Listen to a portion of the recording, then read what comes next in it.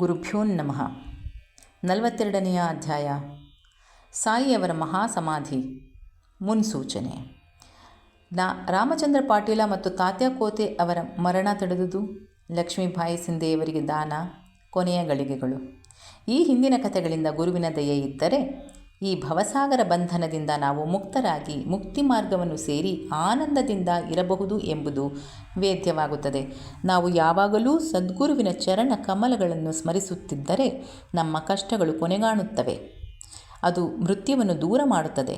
ಆದುದರಿಂದ ತಮ್ಮ ಯೋಗಕ್ಷೇಮವನ್ನು ಬಯಸುವ ಎಲ್ಲರೂ ಶ್ರೀ ಸಾಯಿ ಸಮರ್ಥರ ಕಥೆಗಳನ್ನು ಶ್ರದ್ಧೆಯಿಂದ ಕೇಳಬೇಕು. ಮುನ್ಸೂಚನೆ. ಇಲ್ಲಿಯ ತನಕ ಬಾಬಾ ಅವರ ಜೀವನದ ಬಗ್ಗೆ ಕೇಳಿದಿರಿ. ಈಗ ಬಾಬಾ ಅವರ ಮಹಾಸಮಾಧಿಯ ಬಗ್ಗೆ ಕೇಳಿರಿ. ಬಾಬಾ ಅವರಿಗೆ 1918 ಸೆಪ್ಟೆಂಬರ್ 28 ಜ್ವರ ಬಂದಿತು. ಈ ಜ್ವರವು 2-3 ದಿನಗಳ ತನಕ ಕಾಡಿತು. ನಂತರ ಬಾಬಾ ಅವರು ಆಹಾರವನ್ನು ತ್ಯಜಿಸಿ ಬರುತ್ತಾ ಕೃಶರಾದರು. ಮುಂದೆ 17ನೆಯ ದಿನ, ಅಂದರೆ 1918 ಅಕ್ಟೋಬರ್ 15 ದಿನ ಮಧ್ಯಾಹ್ನ 2:30 ಸರಿಯಾಗಿ ಅವರು ಇಹಲೋಕವನ್ನು ತ್ಯಜಿಸಿದರು. ನಾರ್ಕೆಯವರು 1918 ನವೆಂಬರ್ 5 ದಾದಾ ಕಾರ್ಪಡೆಯವರಿಗೆ ಈ ಬಗ್ಗೆ ಪತ್ರ ಬರೆದಿದ್ದಾರೆ. ಇದನ್ನು ಸಾಯಿಲೀಲಾ ಪತ್ರಿಕೆಯಲ್ಲಿ ಪ್ರಕಟಿಸಿದೆ. ಇದಕ್ಕೆ 2 ವರ್ಷಗಳ ಹಿಂದೆಯೇ, ಅಂದರೆ 1916ರಲ್ಲಿ ಬಾಬಾ ಅವರು ತಮ್ಮ ಮರಣದ ಮುನ್ಸೂಚನೆಯನ್ನು ಕೊಟ್ಟಿದ್ದರು. ಆದರೆ ಅದು ಆಗ ಯಾರಿಗೂ ಅರ್ಥವಾಗಿಲ್ಲ. ಅದು ಈ ರೀತಿ ಇದೆ. ಅಂದು ವಿಜಯದಶಮಿ ಸಾಯಂಕಾಲ ಜನರು ಸೀಮೋಲ್ಲಂಘನದಿಂದ ಹಿಂತಿರುಗಿದಾಗ ಬಾಬಾ ಅವರು ಕೋಪಗೊಂಡರು. ತಮ್ಮ ಎಲ್ಲ ಬಟ್ಟೆಗಳನ್ನು ಕಳೆದು ಉರಿಯುತ್ತಿದ್ದ ಧುನಿಯಲ್ಲಿ ಹಾಕಿದರು. ಇದರಿಂದ ಅಗ್ನಿದೇವನು ಪ್ರಜ್ವಲಿಸಿ ಬಾಬಾ ಅವರು ಹೆಚ್ಚು ಪ್ರಕಾಶಿಸತೊಡಗಿದರು. ಅವರು ನಗ್ನರಾಗಿ ನಿಂತು ಕಣ್ಣುಗಳಿಂದ ಕಿಡಿಕಾರುತ್ತಾ, ಈಗ ನೋಡಿ, ನಾನು ಮುಸಲ್ಮಾನನೋ ಅಥವಾ ಹಿಂದುವೋ ನಿರ್ಧರಿಸಿ ಎಂದರು. ಎಲ್ಲರೂ ಭಯದಿಂದ ನಡುಗ ಹತ್ತಿದರು. ಸ್ವಲ್ಪ ಹೊತ್ತಿನ ನಂತರ ಬಾಗೋಜಿ ಸಿಂಧೆ ಅವರು ಧೈರ್ಯದಿಂದ ಬಾಬಾರವರ ಹತ್ತಿರ ಹೋಗಿ ಅವರಿಗೆ ಕೌಪಿನವನ್ನು ಸುತ್ತಿ, ಬಾಬಾ, ಏನಿದು, ಈ ದಿನ ಸೀಮೋಲ್ಲಂಘನವಲ್ಲವೇ ಎಂದರು. ಆಗ ಬಾಬಾ ಅವರು ತಮ್ಮ ಸಟಕ ನೆಲಕ್ಕೆ ಹೊಡೆದು, ಇದೇ ನನ್ನ ಸೀಮೋಲ್ಲಂಘನ ಎಂದರು. ರಾತ್ರಿ ಸುಮಾರು 11 ಗಂಟೆಯವರೆಗೂ ಬಾಬಾ ಶಾಂತವಾಗಲೇ ಇಲ್ಲ. ಅಂದು ಚಾವಡಿ ಮೆರವಣಿಗೆ ನಡೆಯುವುದೋ ಇಲ್ಲವೋ ಎಂದು ಭಕ್ತರು ಚಿಂತಿಸಹತ್ತಿದರು. 1 ಗಂಟೆಯ ನಂತರ ಬಾಬಾ ಶಾಂತರಾಗಿ ಉಡುಪುಗಳನ್ನು ಧರಿಸಿ ಮೆರವಣಿಗೆಗೆ ಸಿದ್ಧರಾದರು. ಇದರಿಂದ ಬಾಬಾ ಅವರು ತಮ್ಮ ಸೀಮೋಲ್ಲಂಘನಕ್ಕೆ ದಸರೆಯ ದಿನವೇ ಯೋಗ್ಯವೆಂದು ಭಾವಿಸಿ ಅದರ ಮುನ್ಸೂಚನೆಯನ್ನು ನೀಡಿದ್ದರು. ಆದರೆ ಪಾಮರರಿಗೆ ಹೇಗೆ ಅರ್ಥವಾದೀತು? ಇನ್ನೊಂದು ಘಟನೆ ಈ ರೀತಿ ಇದೆ. ರಾಮಚಂದ್ರ ಪಾಟೀಲ ಮತ್ತು ತಾತ್ಯಾ ಪಾಟೀಲ ಅವರ ಮರಣ ಪರಿಹಾರ. ಇದಾದ ಕೆಲವು ದಿನಗಳ ನಂತರ ರಾಮಚಂದ್ರ ಪಾಟೀಲರಿಗೆ ಕಾಯಿಲೆಯಾಗಿ ಬಹಳ ನರಳುತ್ತಿದ್ದರು. ಎಷ್ಟೋ ಔಷಧಿಗಳನ್ನು ಸೇವಿಸಿದರು, ಆದರೂ ಸಹ ಗುಣವಾಗಲಿಲ್ಲ. ಜಿಗುಪ್ಸೆ ಹೊಂದಿ ಜೀವನದ ಕೊನೆಯನ್ನು ಎದುರು ನೋಡುತ್ತಿದ್ದರು. ಒಂದು ದಿನ ಮಧ್ಯರಾತ್ರಿ ಬಾಬಾ ಅವರು ಅವರ ತಲೆದಿಂಬಿನ ಬಳಿ ನಿಂತರು. ಪಾಟೀಲರು ಅವರ ಪಾದ ಹಿಡಿದು, ನನಗೆ ಜೀವನ ಆಶೆ ಉಳಿದಿಲ್ಲ, ನಾನು ಯಾವಾಗ ಮರಣ ಹೊಂದುವೆ ತಿಳಿಸಿರಿ ಎಂದು ಕೇಳಲು ಬಾಬಾ ಅವರು, ಹೆದರಬೇಡ, ನಿನ್ನ ಮರಣ ಶಾಸನವನ್ನು ಹಿಂತೆಗೆದುಕೊಂಡಿದ್ದೇನೆ, ನೀನು ಶೀಘ್ರದಲ್ಲಿಯೇ ಗುಣ ಹೊಂದುವೆ. ಆದರೆ ನನಗೆ ತಾತ್ಯಾ ಅವನದೇ ಚಿಂತೆಯಾಗಿದೆ. ಅವನು 1918 ವಿಜಯದಶಮಿಯ ದಿನ ಕಾಲವಾಗುತ್ತಾನೆ. ಇದನ್ನು ಅವನಿಗಾಗಲಿ ಇನ್ನಿತರರಿಗಾಗಲಿ ತಿಳಿಸಬೇಡ, ಅವನು ಹೆದರಬಹುದು ಎಂದರು. ರಾಮಚಂದ್ರ ಪಾಟೀಲರು ಗುಣಮುಖರಾದರು. ಆದರೆ ತಾತ್ಯಾ ಪಾಟೀಲ 2 ವರ್ಷಗಳಲ್ಲಿ ಸಾಯುತ್ತಾರೆ ಎಂದು ರಾಮಚಂದ್ರ ಚಿಂತಿಸಹತ್ತಿದರು. ಅವರು ಈ ವಿಷಯವನ್ನು ಬಾಳಶಿಂಪಿಯವರ ಹೊರತಾಗಿ ಬೇರೆ ಯಾರಿಗೂ ತಿಳಿಸಿರಲಿಲ್ಲ. ತಾತ್ಯಾ ಅವರ ಸಾವಿನ ಬಗ್ಗೆ ಇಬ್ಬರೂ ಹೆದರಿಕೆಯಿಂದ ಇದ್ದರು. ರಾಮಚಂದ್ರ ಪಾಟೀಲ ಸಂಪೂರ್ಣವಾಗಿ ಗುಣ ಹೊಂದಿದರು. ಕಾಲವು ಬೇಗನೆ ಉರುಳಿತು. 1918 ದಸರಾ ದಿನಗಳು ಸಮೀಪಿಸಿದವು. ಬಾಬಾ ಅವರು ಹೇಳಿದಂತೆ ತಾತ್ಯಾ ರೋಗಪೀಡಿತರಾದರು.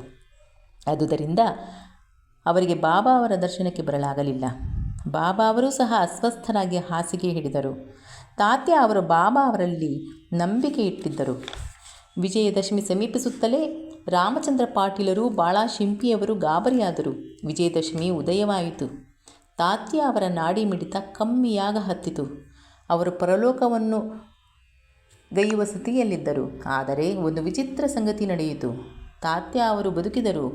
ಬಾಬಾ ಅವರು ಪರಲೋಕವನ್ನು ಗೈದರು. ಬಾಬಾ ಅವರು ತಾತ್ಯಾ ಅವರಿಗೋಸ್ಕರವೇ ತಮ್ಮ ಪ್ರಾಣ ಬಿಟ್ಟರು ಎಂದು ಭಕ್ತರು ಭಾವಿಸಿದರು. ಬಾಬಾ ಈ ರೀತಿ ಏಕೆ ಮಾಡಿದರು ಎಂಬುದು ಅವರೊಬ್ಬರಿಗೇ ತಿಳಿದ ವಿಷಯ. ತಮ್ಮ ಮರಣದ ಬಗ್ಗೆ ತಮ್ಮ ಹೆಸರಿಗೆ ಬದಲಾಗಿ ತಾತ್ಯಾ ಅವರ ಹೆಸರನ್ನು ಸೂಚಿಸಿ ಈ ಹಿಂದೆಯೇ ಬಾಬಾ ಮುನ್ಸೂಚನೆ ಕೊಟ್ಟಿದ್ದರು ಎಂಬುದು ಕಂಡುಬರುತ್ತದೆ. ಮರುದಿನ 16ನೇ ಅಕ್ಟೋಬರ್ದಂದು ಬಾಬಾ ಅವರು ಪಂಢರಪುರದಲ್ಲಿದ್ದ ದಾಸಗಣು ಅವರಿಗೆ ಕನಸಿನಲ್ಲಿ ಕಾಣಿಸಿಕೊಂಡು, ಮಸೀದಿಯು ಉರುಳಿತು, ಶಿರಡಿಯ ಗಾಣಿಗರು ಮತ್ತು ಇತರರು ನನ್ನನ್ನು ಕಾಡತೊಡಗಿದರು. ಆದುದರಿಂದ ನಾನು ಆ ಜಾಗ ಬಿಟ್ಟು ಇಲ್ಲಿಗೆ ಬಂದಿರುತ್ತೇನೆ. ನೀನು ಬೇಗ ಬಂದು ನನ್ನನ್ನು ಬಕುಲ ಹೂಗಳಿಂದ ಮುಚ್ಚು ಎಂದರು.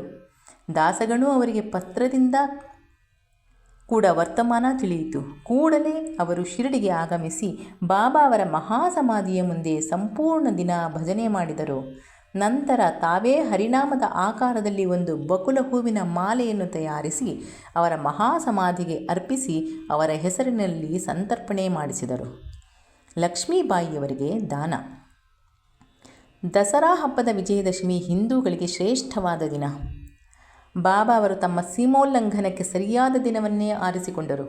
ಇದಕ್ಕೆ ಮುಂಚೆ ಅವರು ತೋರಿಕೆಗೆ ಬಳಲುತ್ತಿದ್ದರು, ಆದರೆ ಅಂತರಂಗದಲ್ಲಿ ಅವರು ಜಾಗೃತರಾಗಿದ್ದರು. ಕೊನೆಯ ಗಳಿಗೆಯ ಮುಂಚೆ ಸ್ವಲ್ಪ ಹೊತ್ತಿನಲ್ಲಿ ಯಾರ ಸಹಾಯವೂ ಇಲ್ಲದೆ ಬಾಬಾ ಎದ್ದು ನಿಂತುಕೊಂಡಿದ್ದರು. ಆಗ ಭಕ್ತರಿಗೆ ಸ್ವಲ್ಪ ಆನಂದವಾಗಿತ್ತು.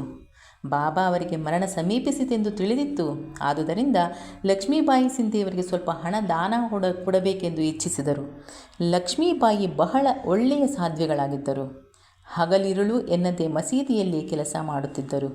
ಭಗತ ಮಾಳ್ಸಾಪತಿ, ತಾತ್ಯಾ ಲಕ್ಷ್ಮೀಬಾಯಿ ಈ ಮೂವರನ್ನು ಬಿಟ್ಟರೆ ಇನ್ನಾರೂ ರಾತ್ರಿ ವೇಳೆಯಲ್ಲಿ ಮಸೀದಿಗೆ ಹೋಗಲು ಅವಕಾಶ ಇರಲಿಲ್ಲ.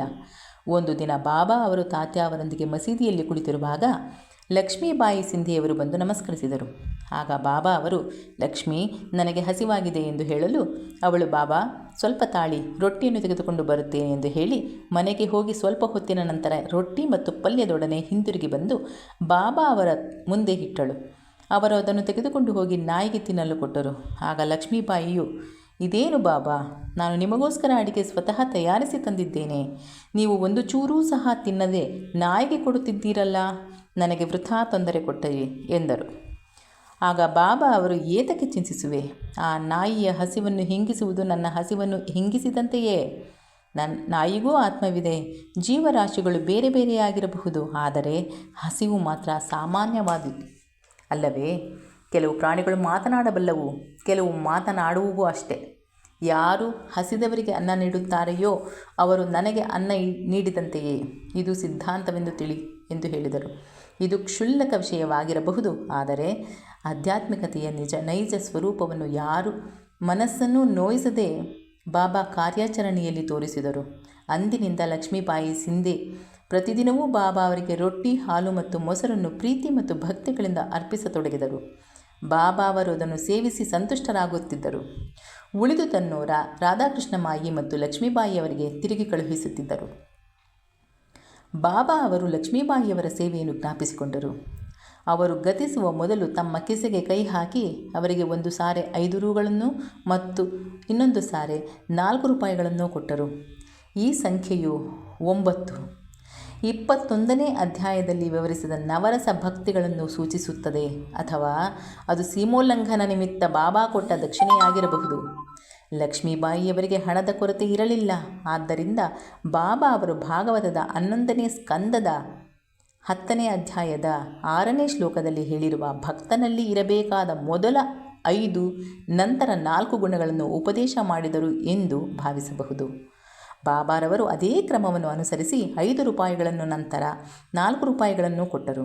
ಹಿಂದೆ ಅವಳಿಗೆ ಅನೇಕ ಸಲ ಎಷ್ಟೋ ಹಣವನ್ನು ಕೊಟ್ಟಿದ್ದರು, ಆದರೆ ಈ 9 ರೂಪಾಯಿಗಳ ಕೊಡುಗೆಯನ್ನು ಲಕ್ಷ್ಮೀಬಾಯಿ ಎಂದೂ ಮರೆಯಲಿಲ್ಲ. ಬಾಬಾ ಅವರು ತಮ್ಮ ಅಂತ್ಯದಲ್ಲಿ ಜಾಗೃತರಾಗಿಯೇ ಇದ್ದರು. ಮೋಹ ಮತ್ತು ಮಮತೆಗಳಿಂದ ದೂರವಾಗಿರಲು ಭಕ್ತರೆಲ್ಲರನ್ನೂ ಮನೆಗೆ ಕಳುಹಿಸಿದ್ದರು. ಕಾಕಾ ಮತ್ತು ಬೂಟಿಯವರು ಮಾತ್ರ ಬಾಬಾ ಅವರ ಹತ್ತಿರ ಇದ್ದರು, ಆದರೆ ಅವರನ್ನೂ ಸಹ ವಾಡಾಕ್ಕೆ ಹೋಗಿ ಊಟ ಮಾಡಿಕೊಂಡು ಬರಲು ಹೇಳಿ ಕಳುಹಿಸಿದರು. ಅವರು ಮನಸ್ಸಿಲ್ಲದೆ ಬಾಬಾ ಅವರ ಆಜ್ಞೆಯನ್ನು ಪಾಲಿಸಿ ಭಾರವಾದ ಹೃದಯದಿಂದ ಬಾಬಾ ಅವರನ್ನು ಬಿಟ್ಟು ಊಟಕ್ಕೆ ಹೊರಟರು. ಬಾಬಾ ಅವರ ಸ್ಥಿತಿ ಚಿಂತಾಜನಕವಾಗಿದೆ ಎಂದು ತಿಳಿದು ಅವರು ವಾಡಕ್ಕೆ ಬಂದು ಮನಸ್ಸಿಲ್ಲದ ಊಟಕ್ಕೆ ಕುಳಿತರು. ಅವರು ಊಟ ಮುಗಿಸುವ ಮೊದಲೇ ಬಾಬಾ ಅವರು ಪರಲೋಕ ಯಾತ್ರೆ ಬೆಳೆಸಿದರು. ಈ ಸಮಾಚಾರ ಮುಟ್ಟಿದ ಒಡನೆಯೇ ಅವರು ಎದ್ದು ಕೈ ತೊಳೆದು ಮಸೀದಿಗೆ ಧಾವಿಸಿದರು. ಬಾಬಾ ಅವರು ಬಯಾಜಿ ಪಾಟೀಲರ ತೊಡೆಯ ಮೇಲೆ ಮಲಗಿದ್ದರು. ಅವರು ನೆಲಕ್ಕುರುಳಿ ಅಥವಾ ಹಾಸಿಗೆಯ ಮೇಲೆ ಒರಗಿಕೊಂಡು ಅಸುನೀಗಲಿಲ್ಲ. ತಮ್ಮ ಆಸನದಲ್ಲಿ ಕುಳಿತು ತಮ್ಮ ಸ್ವಹಸ್ತದಿಂದ ದಾನ ಮಾಡುತ್ತಾ ಮಾನವ ದೇಹವನ್ನು ತ್ಯಜಿಸಿ ಸಮಾಧಿ ಹೊಂದಿದರು. ಸಂತರು ಒಂದು ಧ್ಯೇಯ ಸಾಧನೆಗಾಗಿ ಅವತರಿಸಿ ಆ ಧ್ಯೇಯವನ್ನು ಸಾಧಿಸಿದ ನಂತರ ಹೇಗೆ ಈ ಲೋಕಕ್ಕೆ ಸುಗಮವಾಗಿ ಬಂದರೋ ಹಾಗೆಯೇ ಸುಗಮವಾಗಿ ಹಿಂತಿರುಗಿ ಹೋಗುತ್ತಾರೆ. ಶ್ರೀ ಸಾಯಿ ಪ್ರಣಾಮ.